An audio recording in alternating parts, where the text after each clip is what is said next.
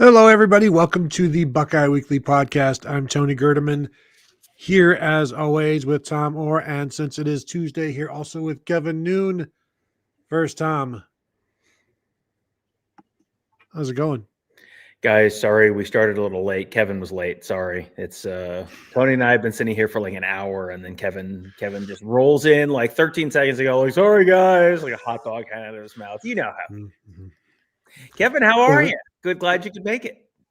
Well, I mean, I was here early and I have receipts because I was chatting in the chat. It's like, we're getting started, I promise. So, no, I'm glad to be here. It'll be interesting to see how the committee tries to justify the existence of the ACC and some other things. Where does A&M go? Where does Notre Dame go? I mean, I'm more interested in this show tonight than I've been in the last couple. Good to know. Good to know. Maybe you'll be more engaged with us as we try. No, don't even try that. So yeah, there were two losses in the top 15 of last week's rankings. Of course, one being Texas A&M losing to Texas. The other one, that some of you may remember, Ohio State defeating Michigan, Michigan losing, and Michigan's playoff hopes going out the window for this year and perhaps the next few years. Who's to say, really? And we'll find out where everybody's ranked and what they think of. What do they think of Lane Kiffin moving? Does that impact Ole Miss in this at all? They've got to deal with that. We'll see how far Texas A&M drops and see who is that new four. Does everybody just move up one? Is Texas Tech year 4, Georgia year 3, and Indiana year 2, and Ohio State year 1? Probably. Tom, you said there's been some speculation about where Texas A&M will fall. Yeah, some of Adam McClintock, who is, I think it's at CFB Professor on Twitter, he does an analysis every week where he kind of says, like, here's the metrics the committee uses, and here's where, if you just are using these metrics, here's where you would rank these teams. And he's usually basically dead on just about every week in advance. And he said Texas A&M is going to be around 7. Now, are they 6? Are they 8? Plus or minus 1, something like that is not unrealistic. Remember when Dick Clark was America's oldest teenager? Now it's Kevin Noon. How about that? It is Kevin Noon's New Year's Rockin' Eve. I like it. We'll get Kevin and Kathy Griffin to do New Year's Eve in Times Square. It sounds great. Noon Year's Eve. Oh, Just wait until I'm introducing Megan Thee Stallion. That's the artist name, right? I don't know who Megan Thee Stallion is. I have no idea. What I love is when we have these shows and it's like, I know all the things we're going to talk about. And it's like, yep, we're going to name check Dick Clark. We're going to name check Kathy Griffin. We're going to name check Megan Thee Stallion. We're going to be 3 minutes and 17 seconds into the show. Yeah, we're right on track. Absolutely. We can start over. No, we're too far. Let's just go. Let's just keep going. Just keep going. Yeah. So anyway, yes, Texas A&M probably 7-ish, which, then these are kind of low-key important rankings because based on last year, the teams that are in the conference championship games are probably not going to drop meaningfully as a result of their conference championship games, unless they just get absolutely smoked. And there are a lot of teams that are done and their resumes are more or less locked at this point. So these are like really important rankings for a lot of teams like Alabama. Alabama, are they going to be able to get in if they lose a close one to Georgia? Like tonight is the night you might kind of find that out. Vanderbilt, where are they going to be as compared to Texas?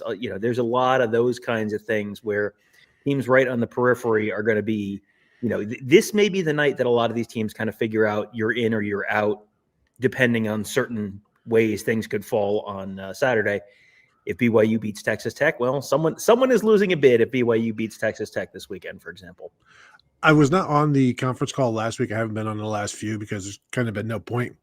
I think they said that Notre Dame and Miami have now been in the same grouping, and they're still choosing to go with Miami or Notre Dame over Miami, despite the head-to-head. Real quick on one of the questions that we had here from Grover Cleveland.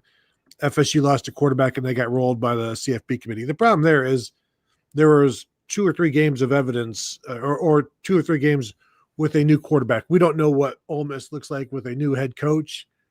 And so there's really nothing to go on. Ohio State in 2014, there's a game of evidence to go on. Mhm. I don't know that you punished Ole Miss too badly.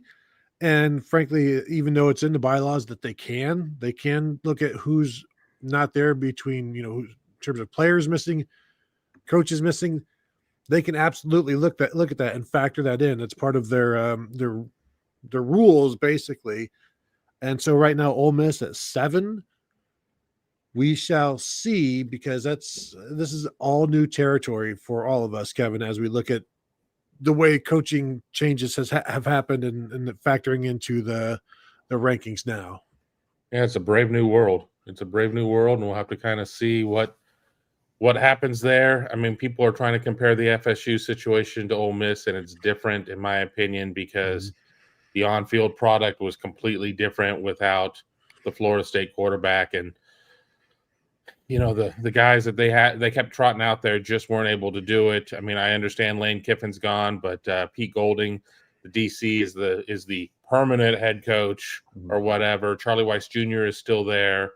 So, we'll see, but Trinidad Chambliss is still there. I mean, the same players are there. So I see it as patently different scenarios. Yeah, it is interesting that Ole Miss is still the lowest one-loss team outside of BYU, Tom. Yeah, and that's one of those things that'll be interesting to watch because, as I said earlier, the analytics guy thought that Texas A&M might fall to 7. If they do, that would theoretically push Ole Miss up to 6. So, wow, they are just rolling right into it. Here we go. Number 25, James Madison. Number 24, North Texas. I haven't seen Duke yet, so that tells me you are going to get 2 Group of 5 teams in if Amazing. Duke wins the ACC championship game, which is entirely possible. I mean, this is how much of a wild overreaction do you get the second two Group of 5 teams make it and an ACC team doesn't? Like that's going to be like, how they used to wildly overcorrect for everything in the BCS every year. That's going to be like we're going to be right back to that this year if the ACC gets left out. Well, and I need to go back and look because we know the Big 12 didn't want automatic bids, like 4 automatic bids in a 16 team. I don't know that the ACC was all for it either. And it's like, you prefer this? This is what you prefer, being left out entirely as opposed to 4 teams in? You're crazy. This is if you miss out on the playoffs, you miss out on the money, you miss out on the attention. And boy, there are now 3 Group of 5 teams in this top 20, top 25 now with Tulane at 20. Mm-hmm. Yeah, Tulane at 20, Michigan at 19, Arizona 18, Virginia 17, USC 16. I mean, Michigan only dropping 4 spots is kind of that's impressive to me that they hung around there because they got thumped pretty good, but that's only dropping 4 spots is interesting. It really doesn't matter very much outside of some resume stuff, but yeah, up 7 spots this week. Yeah, I'm going to hit the super chat really quick before we get to putting graphics up on the screen here in a second. Mike Farino, the super chat. How's it going, guys? I think the main difference between FSU and Ole Miss is that FSU was replaced with another conference champion with an amazing resume, albeit a loss. Ole Miss would be getting replaced by a much worse team. I don't disagree with anything Mike Farino said. Thank you for the super chat. I just think it all comes down to the on-field thing, and you lose your quarterback who was mentioned in the Heisman race, and you bring in guys that just really were not anywhere in the same universe, and it was problematic. And so now you've got Utah at 15, Vanderbilt at 14, Texas at 13. So Texas jumps Vanderbilt. Vanderbilt beats Tennessee convincingly, and does not move up. Texas jumps 3 spots over them because of the win over Texas A&M, and that's that Vanderbilt is functionally, as soon as that pops up on the screen, Vanderbilt is functionally done for the season. I don't. And There's a way Texas having Texas having the win over Vanderbilt provides a little bit of a stoppage there, even though they pick and choose, I guess, when they want to do the head-to-heads. Yeah, it's because 12 is Miami. Miami also No unchanged movement from last week. Kevin, you say the super chat was like a much worse team than Ole Miss. The team that you're looking at is right there is probably Miami, Much worse and team. I don't know that they're a much worse team. I think Ole Miss is plenty questionable in terms of their defense and things of that nature. I think you put Miami and Ole Miss together, and you might have a game in the 40s where, I don't trust. I don't know I that don't you trust googly eye Carson Beck one bit. I don't trust him trust at all. Chambliss at all either. I I trust him more. I trust him more. I mean, don't really have a problem with either. agree. I agree that I wouldn't have either of them, babysitting my kids or anything like that. But I really don't trust Carson Beck. Yeah, I mean, either team is just a means to an end for the playoffs. Like, you've got to have a 12th team in there. So here you go. Notre Dame drops one spot behind Alabama. Notre Dame beat Stanford, and Alabama beat a much more academically prestigious school in Auburn. So that's why the Tide jumps over the now Irish. Notre Dame at 10 means if BYU wins the Big 12 championship game, Notre Dame could be booted from the playoffs because Texas Tech has probably done enough at this point. If they're 4, you'd be hard pressed to put them all the way to 11th with a loss in the conference championship game where, hey, you're not supposed to be punished if you've got like one loss or no losses. Well, and then the interesting question becomes, okay, if Alabama loses to Georgia by 3 points, does Notre Dame jump Alabama in that case where it's you're in or you're out? And then if Alabama loses to Georgia by 30 points, does Notre Dame jump Alabama? And where is the line? Because I think if they lose by 30, then you're dropping. If you lose by 3, you're probably not. But then, this is the the old Winston Churchill line, like we've established what you are, and now we're just haggling over the price. Like, what's the price here for where Alabama jumps or Alabama falls below Notre Dame? Because as you said, that is the cut line here, where if BYU wins, and I don't think BYU is going to win, but if BYU wins, that's the cut line. Mike Farino says, should clarify much worse resume. Those losses are bad for Miami. Oh, yeah, 100%. Anytime you lose to an ACC team, it's bad. But I do have people, I heard people on the radio today saying Miami is clearly the best ACC team. It's like, well, that's great and all, but what does that actually mean? And what good is it? Yeah, and it is right now we are very much on the way to just everyone sliding up. Texas A&M right where they were projected to be at number 7, Ole Miss up to 6. So this looks like it is just going to be everyone takes one step forward, and that's more or less where you end up. TK wants to know where all the trolls from the state up north are. They have gone into hibernation. They're not going to bug us for their helmet communications are out for some reason. Right. They saw their shadow from the middle of the field standing on the M. Oregon number 5. And this is all very much in line with last week. The 4 teams left are Texas Tech, Georgia, Indiana, and Ohio State. And I would certainly expect, Texas Tech at number 4. So there you go. Again, everyone just sort of take one step up. Georgia number 3. Indiana number 2. Ohio State number 1. So I will get the graphic updated real quickly, and then we can we'll punch that up in a minute. I'm getting the crawl going. Banner, show, comments.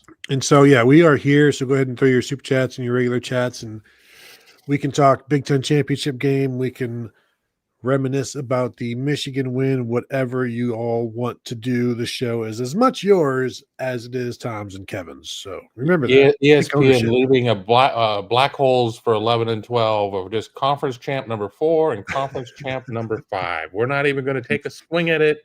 We're just going to put conference champ listed. And that's what I'm doing right now, because I previously had Notre Dame or had Miami in there but it's really not Miami. It's not going to Nope. be Miami because there's basically no way Miami gets in at this point. So I'm going to put the higher ranked team, which right now, get ready to see the Virginia Cavaliers on this graphic in just a second because Yeah, boy. what a season it has been. You might have to Google that because I'm sure you didn't have that prepared. Please, Tony, please. This is Before not my Tom free. gets this graphic up, Mike Farina, Ole Miss with no Lane over A&M is surprising. I really thought they would stay above Ole Miss given Lane leaving. I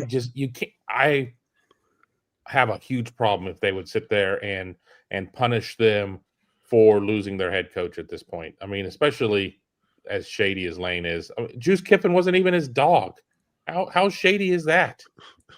The dog didn't live with him. Boy, That is wild. That is absolutely wild. That he had a fake dog, A stunt dog. Between him and Kirk Herbstreit, they have the average amount of dog ownership.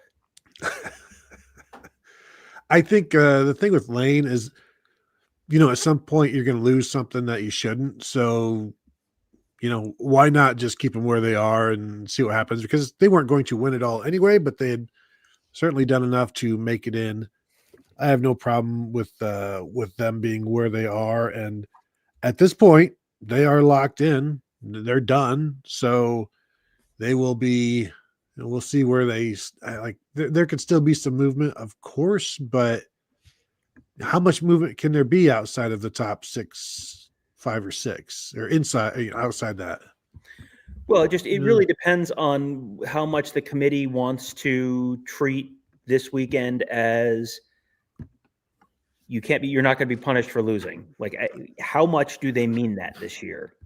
Because it doesn't. I mean, if 1 and 2 and 3 and 4 and 9 and 11 are playing in conference championship games this weekend. So that's a lot of teams, but it's not, outside of Alabama and BYU, I don't know that anyone's really in danger of dropping out. Yeah.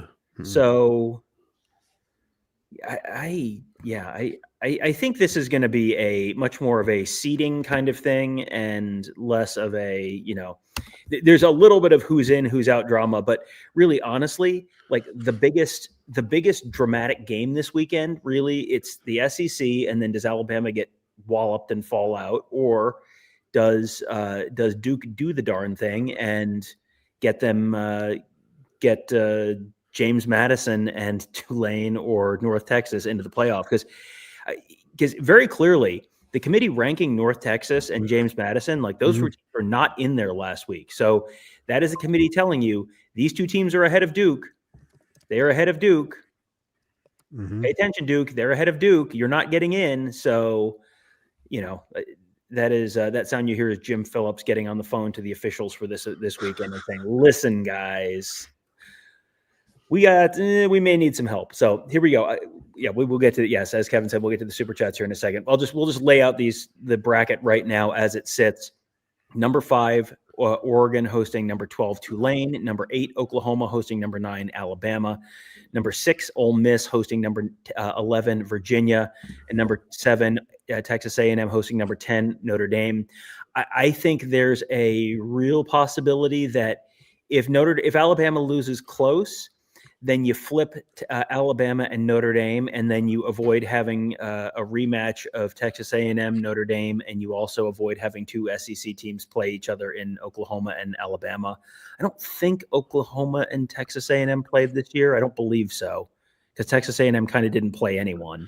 Right. No, they played everybody in the bottom half. Yeah, and Alabama played Oklahoma. So, Alabama, Texas A&M would be a new game. Notre Dame, Oklahoma would be a new game. So that is my reckless speculation for next week. Alabama loses close and falls exactly one spot below Notre Dame to coincidentally avoid some rematches.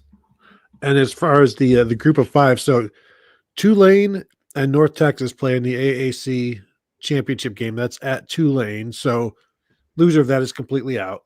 Mm-hmm. The winner is probably in.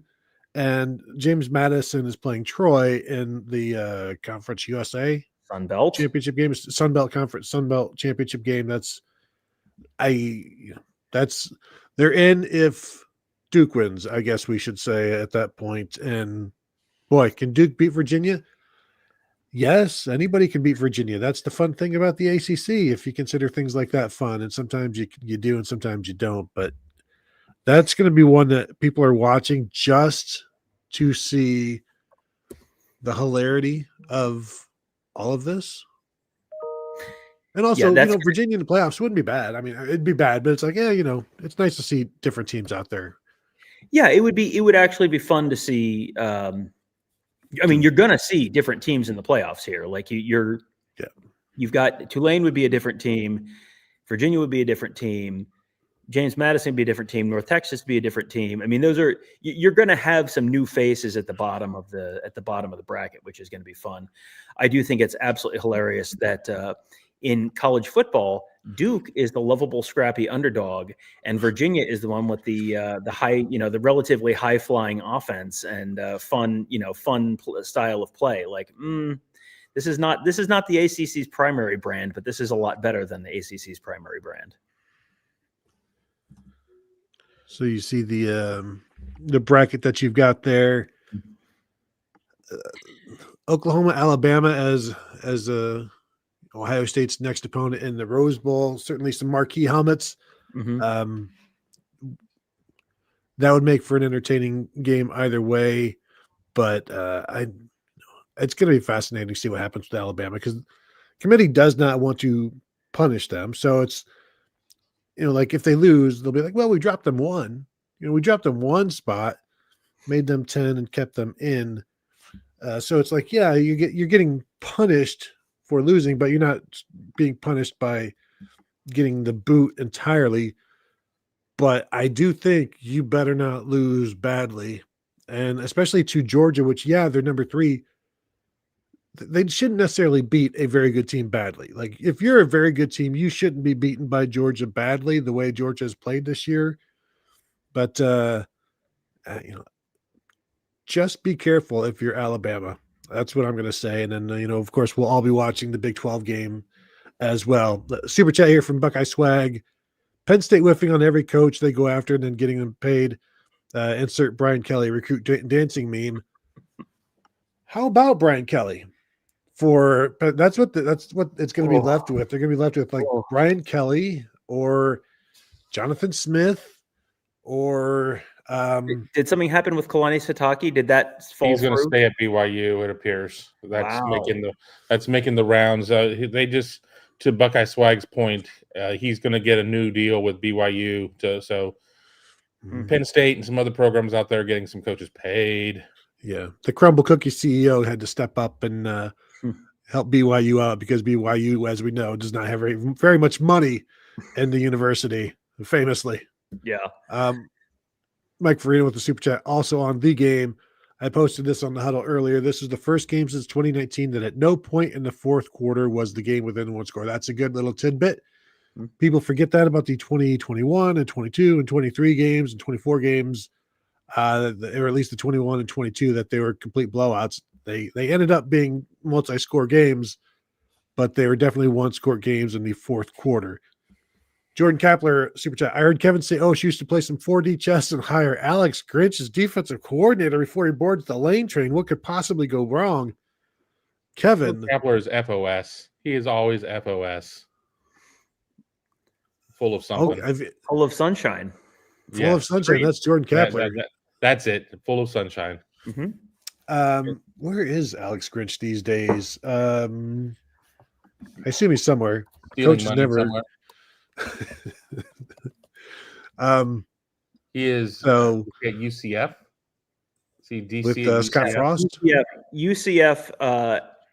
How is UCF season going? I'm so glad you asked. Not real well.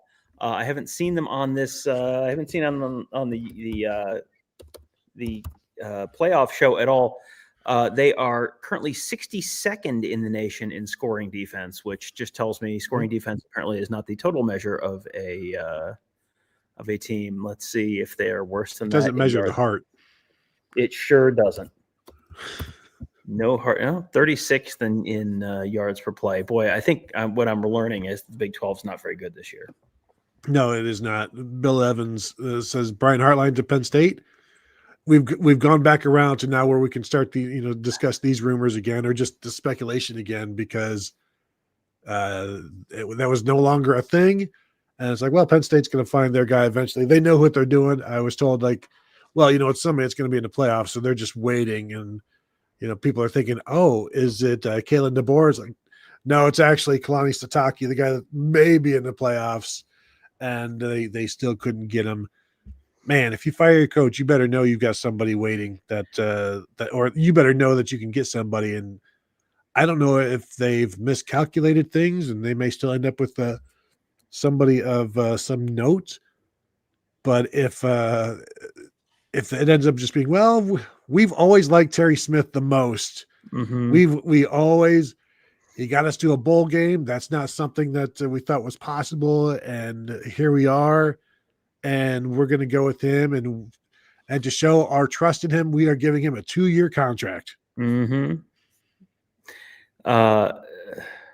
Mike Farino says, did you guys see that Corey Dennis is apparently being talked about, at least on some fan sites, as a potential replacement for Will Stein?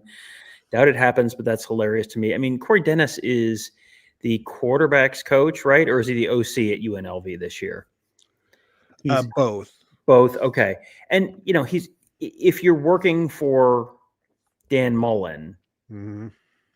You're running the Dan Mullen offense. This is not the Corey Dennis offense. So, and that's no swipe at Corey Dennis. That's just when you're working, when you're the defensive coordinator for Nick Saban, guess what? You're not running your own stuff. You're running the Nick Saban defense. Like it's when the head coach specializes in that side of the ball, you're kind of doing what that guy wants to do. So yeah, that would certainly, I mean, if he gets that gig, that would be a great gig. I would be a little surprised just with this being his first year of calling plays and, doing it at UNLV. So they have this top possible. Yeah, they have the top scoring offense, top total offense. Mm-hmm. But again, that's to be expected with Dan Mullen's offense. And it's asking a lot for his assistants in that realm to get the credit that everybody just gives to him because that's the way it's always been. And this is what he does, and it's expected. And it's similar with Ryan Day's quarterback's coach or offensive coordinator with how much credit do you give him? Unless you're Pete Carroll and you want to give the offensive coordinator $6 million for 3 years amount of credit. Mm-hmm. Lisa Sims says, could our coach be leaving for the NFL in a few years? Presumably Ryan Day being the coach in question there. I got to tell you, Ryan Day has looked real happy and real relaxed the last several times we've seen him inside the Woody Hayes Athletic Center. I think Ryan Day's life is going pretty well right now. They have another solid recruiting class. They are defending national champions. They just beat Michigan. If they handle Indiana on Saturday, then they will have done the 3 team goals within the calendar year 2025, and they have an opportunity to potentially win the national championship in about a month and a half. So, I think there's not a whole lot of pressure on Ryan Day right now. So, right now I would not put the odds of Ryan Day leaving much higher than 0. But, a year or 2 from now, I am hesitant to predict anything about college football more than about 12 to 18 months in the future, just because who knows what the world is going to look like at that point. But, right now, I have no reason to think that Ryan Day is thinking about heading elsewhere. I mean, there's no way to predict a couple of years from now. I mean, things change on a dime, and it's just so hard to predict. And we don't see a lot of great translations of college coaches to the pros and vice versa. I mean, it's pretty sparse, the list of people that have done anything. Not even necessarily trying to circle Urban Meyer and his disastrous half a minute with the Jacksonville Jaguars, but that didn't go well. I mean, Ryan Day certainly had a pretty good seat to see how all of that went down. I think that, people see it as a natural progression. Well, you graduate from coaching in college and you go to the NFL. Well, there are people, Nick Saban did just fine, staying in college for his career or whatever. It's not, this isn't going from NASCAR to F1 or whatever. So I don't I think it's a fun talking point, but I don't put anything behind it at this point. I mean, people are going to keep that narrative going, and that's fine. That gives us something to talk about in the off season, but I don't buy it. No, I think coaches are always, you just like, everybody has to climb this ladder and you have to take on the new challenge. I think college football every year is a new challenge. And like every year Ryan Day has been head coach, something is happening, greatly, massively in the sport. And so after you handle all of that and you've got things in the best spot of anybody in the nation, is that really the time you're like, I'm ready to leave? You have worked so hard to manage these waters, these troubled waters, and you've come out ahead of the game, ahead of everybody else. He does want to be the first Ohio State head coach to win back-to-back national titles.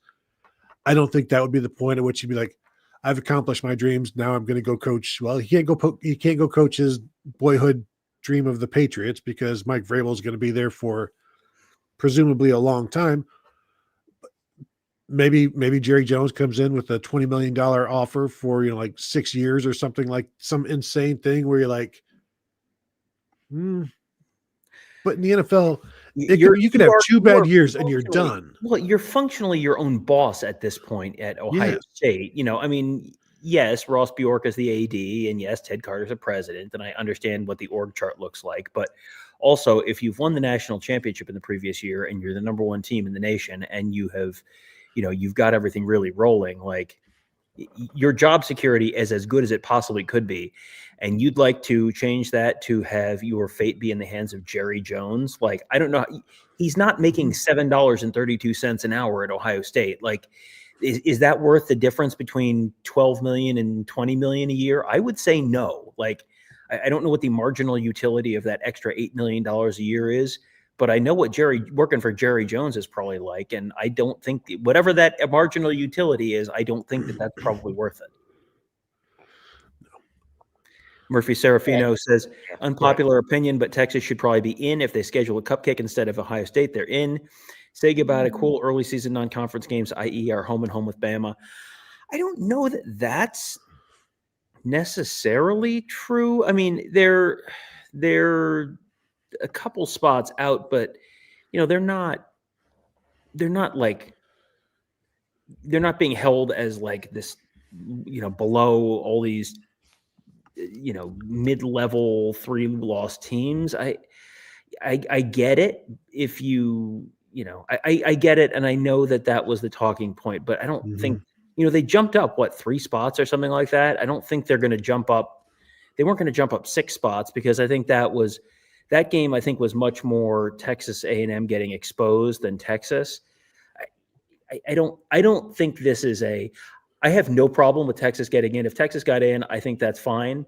And I said this on Twitter last Friday night, and a bunch of people got upset with me. But before you dig in too hard on no 3-loss team should ever make the playoffs, take a look at Ohio State's 2026 regular season schedule.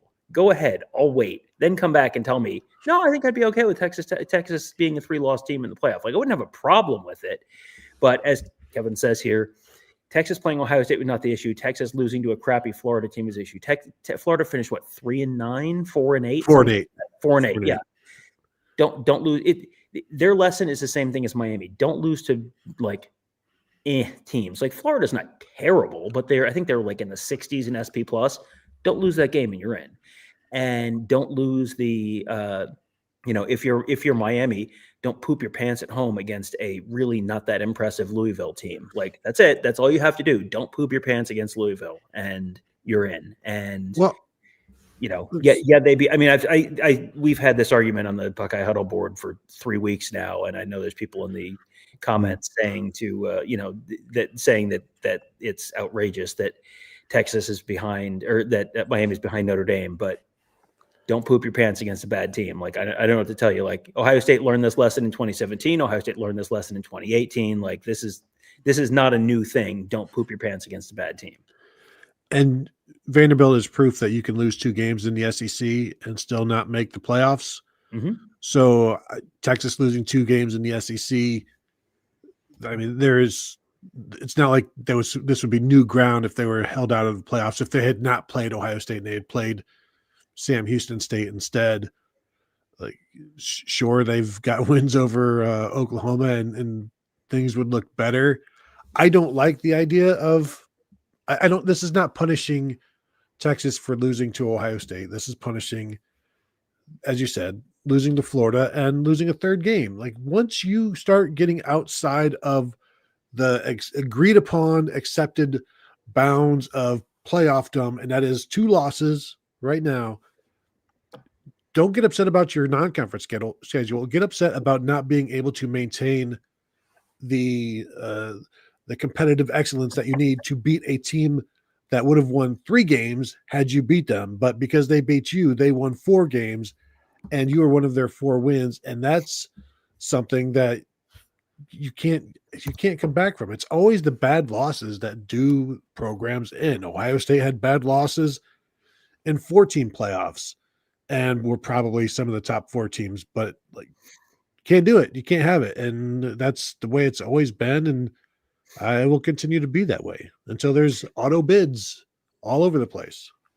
Well, and just for people who don't remember, this was not like, oh, Texas just got nipped right at the gun. It was 29-14 Florida after 3 quarters. It was 29-14 Florida with 5 minutes left in the game. Like, this was not like, oh boy, it was a real fluke and they just barely. No, they lost. They lost. They got out. Total yardage is what it is, but they got outgained by more than 100 yards by Florida. Like, it was not. This was not a like real fluky loss. This was sorry you lost, but you lost. So I don't know what to tell you. Don't give up 10.6 yards per pass to literally Florida. Don't get outrushed by 2.3 yards per carry against literally Florida. Like, sorry you had a bad day, but you picked a bad day to have a bad day. Mm-hmm. And don't give up 21 points in the 4th quarter to Georgia. And to Mike Farino's point, you lose to an 8-loss team, you lose any right to complain about potentially missing the playoffs. And again, we always joke that SEC losses are better than your wins, but that was a bad loss even by SEC standards. You just can't lose that game. And as people have said in the comments, there were other games too along the way. 16-13 win in overtime over Kentucky, 45-38 win over Mississippi State in overtime, 3-point win against Vanderbilt. I mean, that was a win, but they flew too close to the sun way too often. They flew way too close to the sun, and then they got burnt. And I don't have any problem with them missing the playoffs. I have none. I mean, it just, and I don't have an issue with Texas. It's not like it's like, well, good, those SOBs, I'm glad they're not getting in. This iteration of the Longhorns team does not deserve to be in. They just, they found out. They FA and they found out. Well, and there's a bunch of people in the comments about, with how outrageous it is that Notre Dame is in. I mean, Robert says, don't poop your pants against a bad team unless you're Notre Dame. Notre Dame has a close loss to number 7 and a close loss to number 12. Like, Miami has 2 losses to teams that are unranked. Like, this is not the same at all. And don't lose to unranked teams. Like, that has been like a very consistent thing. And you can like that or not like that, but that has very consistently been the CFP rule, motto, whatever, going back to the 4-team days. Like, it is just, don't lose to unranked teams. If you play close competitive losses to teams that are ranked in the top 10 to 15, that tells everyone this is a team that probably should be ranked right around the top 10 or 15, because guess what? They're playing competitive games against teams ranked right around here.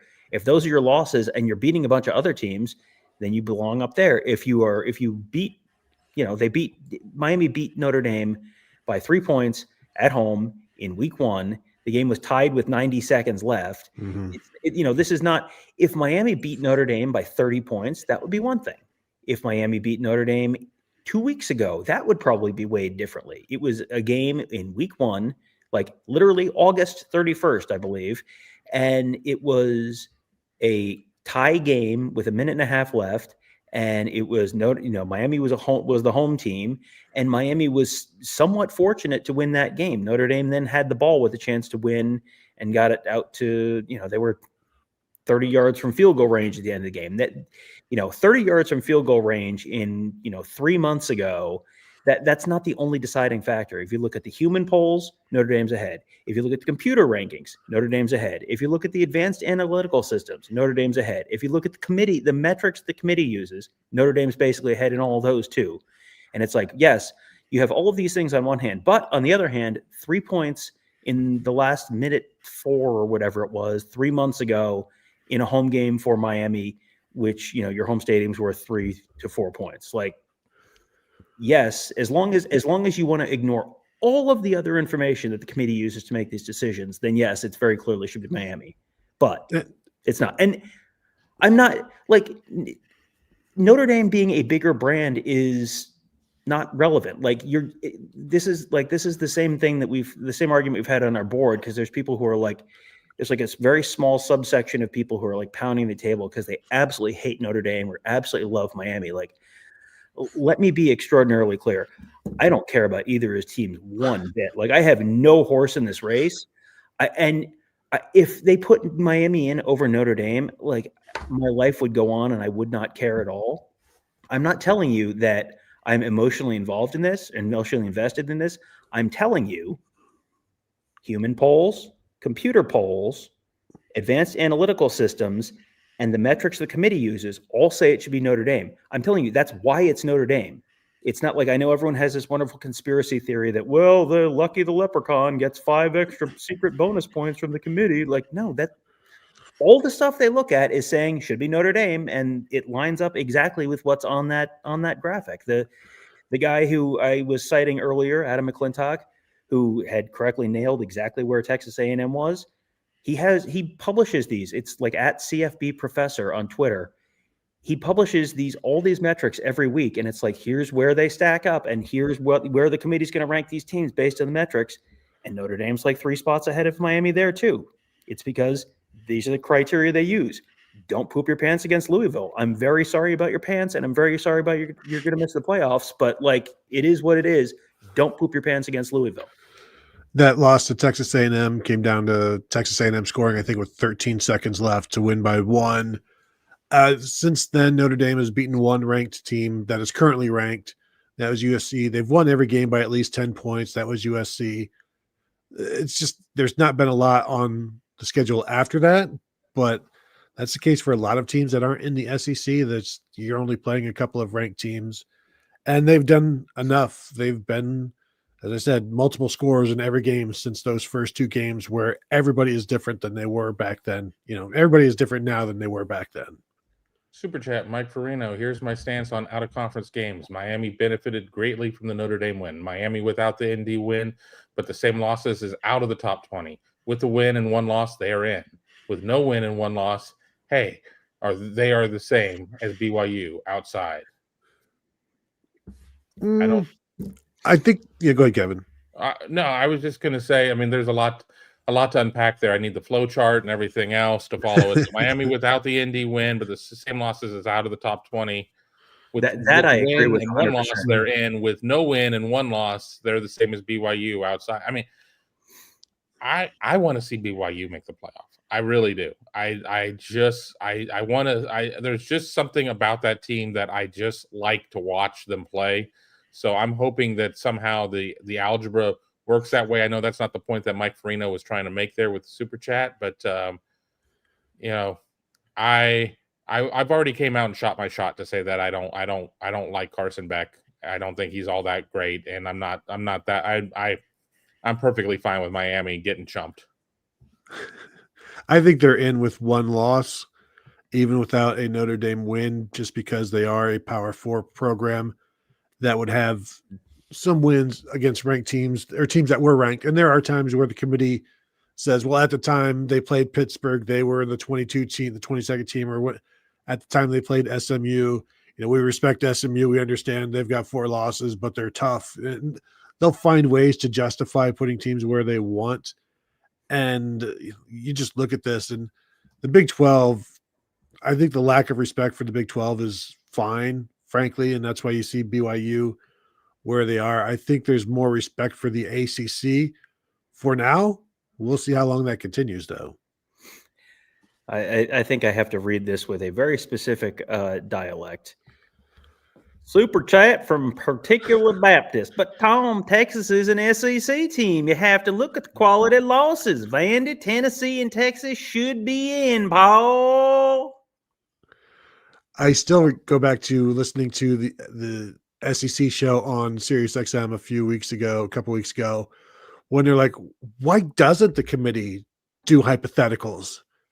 And it's like, well, you make a good point, because hypotheticals, as we know, that's where the SEC goes to be undefeated, even against themselves. This is who would win in a fight between Alabama and LSU. Why both teams would win. Thank you very much. They would both come out of that as 1-0 teams, champions of their respective battle.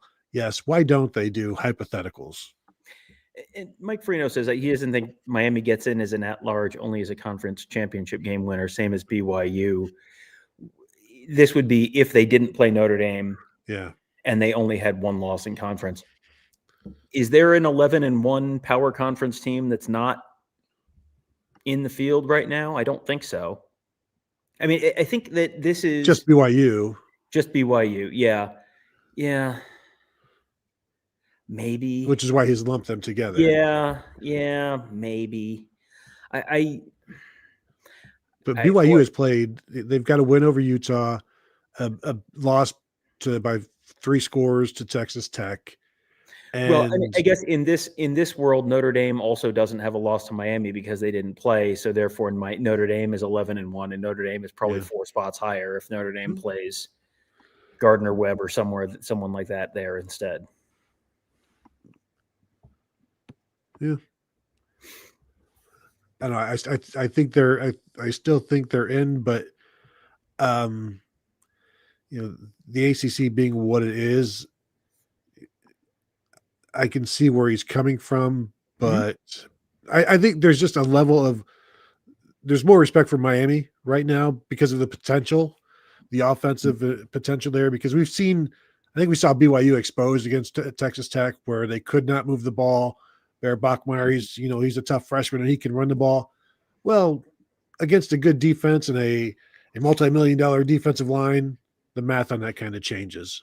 Yeah, and Mike says Miami in this case would have a bad loss and no wins over a top-ranked team. It's because BYU has a win over Utah, right? Yes, because their only loss was to Texas Tech. So, so at that point, BYU has a better win. Yeah, and you'd have to. You honestly would have to look at the metrics in this hypothetical world for game control and stuff like that. So, it does. It's not necessarily. I absolutely see the point that Mike is making, and I can't say that he's wrong, but it's it probably would be. It would be close. Kevin put this up earlier, and I thought this was very interesting. Some lines for potential CFP first round matchups: Alabama -1.5 at Oklahoma, a road favorite there. Pick'em. Texas A&M and Notre Dame is a pick'em. JMU at Oregon favored by 18.5. North Texas at Oregon favored by 19.5. Tulane at Oregon, 24.5. Virginia at Ole Miss favored by 13.5. North Texas at Ole Miss favored by 13. Tulane at Ole Miss favored by 18. So North Texas would be basically a pick, but like a tiny favorite against Virginia right now. That's what a time to be alive. And the wild thing is, you have in this bracket, you would have Tulane has a coach on his way out the door. Ole Miss has a coach out the door. If James Madison gets in, their coach is on his way out the door. Bob Chesney's going to UCLA. So you've got potentially 3. North Texas. If North Texas gets in instead of Tulane, their coach is on his way out the door. He's going to Morris is going to Oklahoma State. So maybe with his quarterback. Yeah, boy. And you want to talk about Oklahoma State potentially turning around in a big hurry. That might do it. So did you? And I don't know. Like Morris is the coach for, and is it Eric Morris, right? Mm-hmm. Yeah, Eric Morris. The coach at North Texas is going to Oklahoma State. People know about his quarterback this year who never started in high school and is now this incredible dynamo. He's also the guy who found John Mateer at Washington State. John Mateer, now the quarterback of Oklahoma. He's also the guy who found Cam Ward at Incarnate Word and brought him to Washington State. Like, you want to talk about an absolute heater of finding quarterbacks like way off the map. He is your dude. He is also, if I recall, a former Texas Tech wide receiver, because that's where I remember him. Mm-hmm. He played for Mike Leach back in the day and was pretty, typical slot receiver in that offense, making some plays, and probably a pretty decent punt returner as well. Mm-hmm. All right, particularly Baptist. This one I'm going to have to do without the accent because I think we're just kind of this is not nearly as Feinbaum coded. Here's true chaos for you. BYU wins, Bama loses, Duke wins, and JMU loses. So which conference champion gets in? Okay, so BYU wins, Bama loses. So BYU wins, Bama loses. So BYU's in. Mm-hmm. How much does Bama lose by? Or did they lose by 30 where they fall out and Notre Dame stays in? Did they lose by 3 where Notre Dame is probably the one that falls out? Duke wins, JMU loses. So you're going to have whoever the American champ is, whether it's Tulane or North Texas. Right. It's not going to be Troy from the Sun Belt. I don't know where, like the Mountain West is who's in the Mountain West championship game? Because I know UNLV and BYU. Is it UNLV? No, BYU's in the Big 12. Yeah. No, I'm sorry. UNLV and Boise State, rather. Yeah. I'm going to pull up. I'm pulling up. Yeah, I'm just pulling up SP Plus because we don't know where the committee would have those teams ranked. UNLV and SP Plus, which is probably a decent proxy for what the committee might do. They have UNLV 41st. Mm-hmm. Duke is 53rd. Yeah, it might be UNLV. It might be UNLV. Man. North Texas 16th right now. USF is 23rd. It has to be a conference champion, though. James Madison. It's not going to be Kennesaw State or Jacksonville State. I mean, it can't be a 5-loss Duke. That would be. I don't care if you're a conference champion. You're going to be like the 9th conference champion, and you're going to be. Yeah, it might legitimately be UNLV. Like that's a possibility. Mm-hmm. Yep, and they are playing at BYU or at Boise State in this game. I don't know if that's a coin flip or if that's and there are 4 teams in the Mountain West that had 6-2 records this year, and Boise State gets the home game for I'm just looking to see if they already played UNLV this year, and they did. They beat them 56-31. So what a way to exact revenge on Boise State and then go to the playoffs. And boy, and looking at those lines, the ACC and the Big 12 need to step up.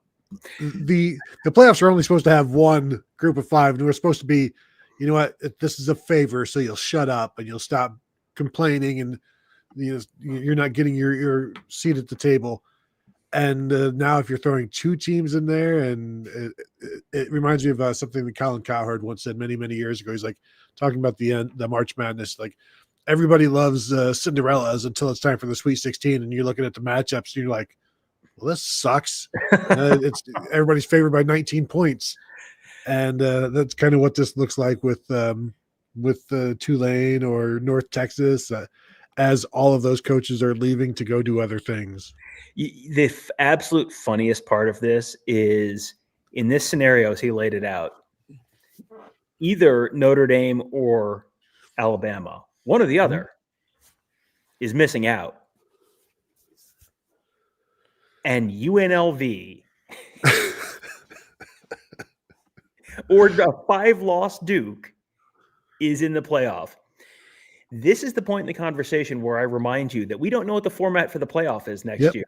They just punted that. That was supposed to be resolved. I think today that was supposed to be done. Mm-hmm. And they just punted it to after this season. So it has to now be resolved. The new deadline is January 21st, I believe.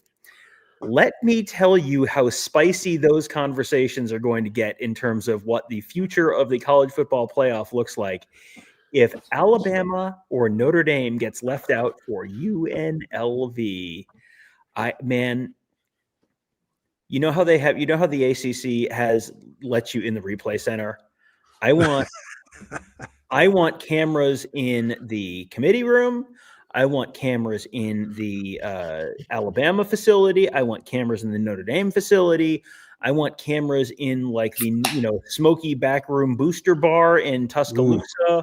Man, I would pay irresponsible amounts of money to tens of dollars to watch the reaction to Alabama gets left out for UNLV. Like, I will clear my calendar to listen to Feinbaum the day after that happens.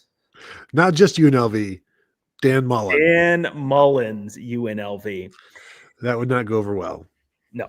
So now I want to see it. Now it has to happen. 100%. Yeah, that is like James Madison, UNLV or Alabama getting left out for James Madison is funny enough, but Alabama getting left out Alabama getting left out for Virginia is pretty funny, but Alabama getting left out for James Madison or UNLV is because then the ACC is also having an absolute aneurysm over things. If their champ gets left out, like, man, this is going to be the most changed college football playoff format ever. Like all the crazy crap that Tony Petitti's been throwing out. Yeah. Just as like ludicrous trial balloons, like it's all going to happen. It's going to be like a 27-team playoff next year, and everyone's going to be guaranteed exactly 6.5 spots. Why 27? Because 24 just wasn't enough. You needed 3 more just in case something like this would happen, just in case Notre Dame or Alabama would get booted out. Like, well, we've got a little bit of insurance. It's basically like the bowling alley with the bumpers, just to make sure everybody makes it. We're going to have some bumpers in the alley, no gutter balls for Alabama or Notre Dame, because here comes James Madison wants the ball. What's that? A pair and 25 spares. Yes, exactly. Pretty much. Do we have any questions that we need to run through here?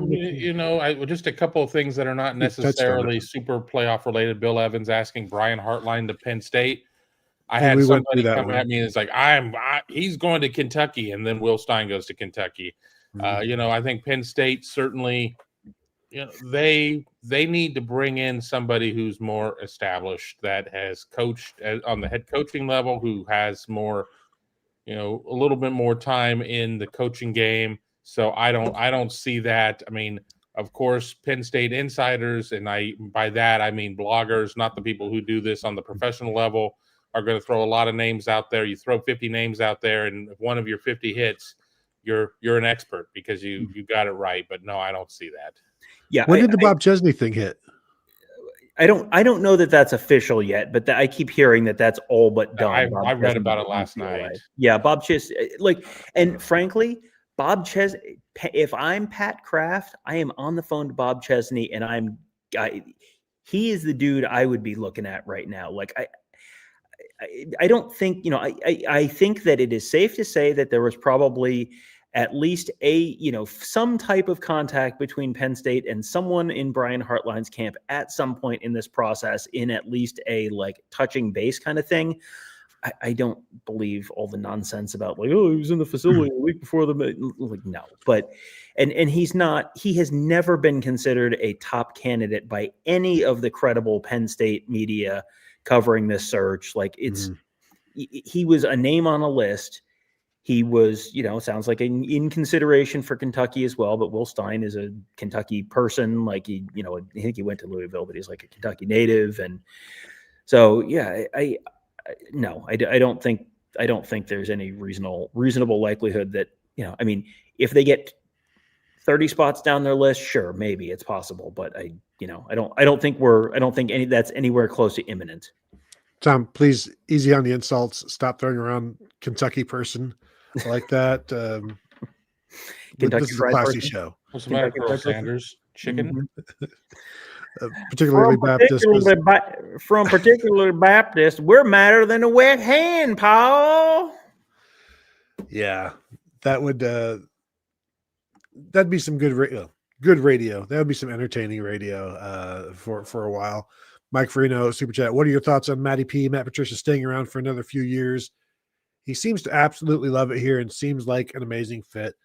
I agree with all of that. We see it every Wednesday. He's we even saw it. Ohio State released a video of the Michigan game, pre-game, during game, post-game a little bit.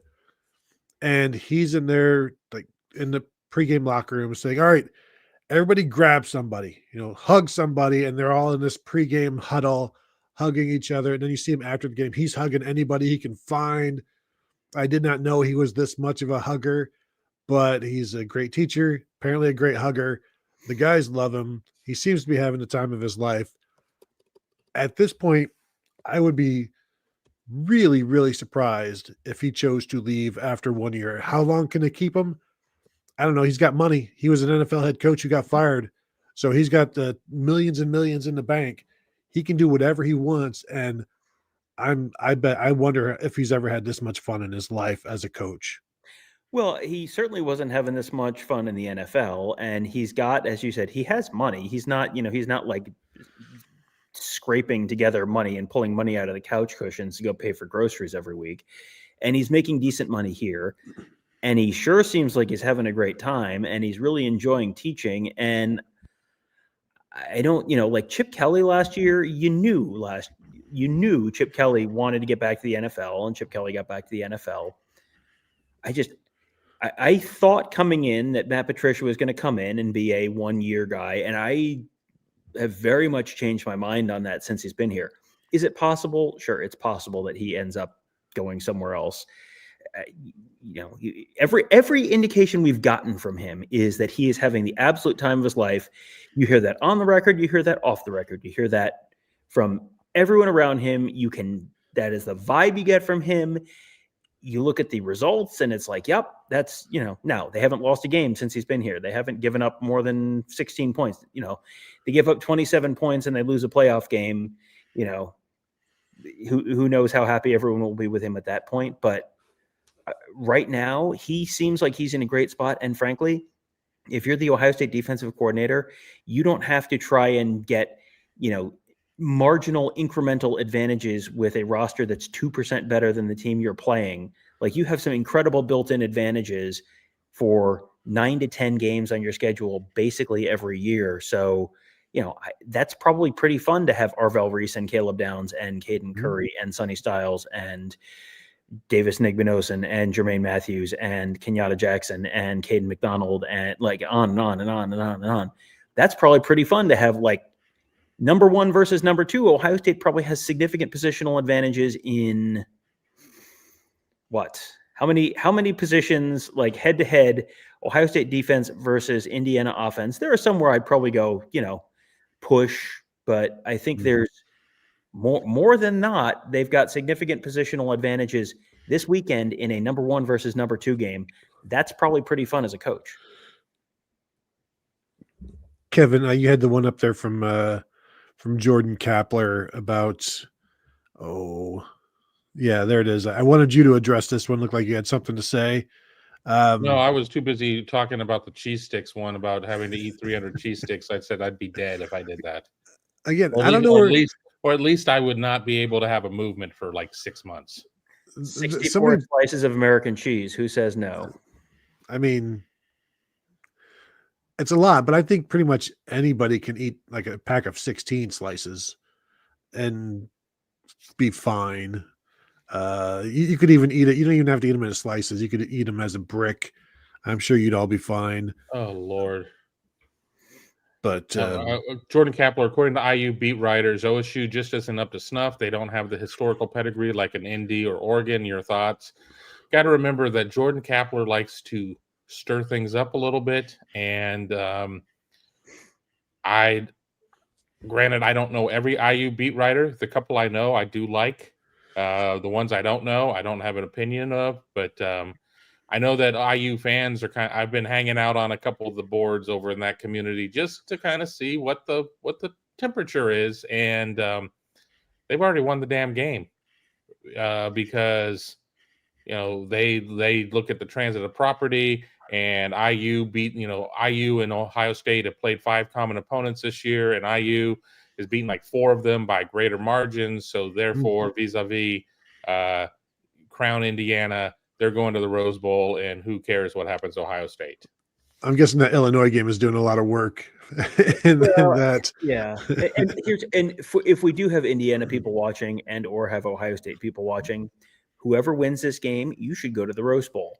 I am telling you, you should go to the Rose Bowl. If your team goes to the Rose Bowl, you should go to the Rose Bowl. I have a buddy of mine who's an Indiana fan. I was texting with him a little bit today, and I said, if they win, I am ordering you to go to the Rose Bowl. I'm telling you, you have to go to the Rose Bowl.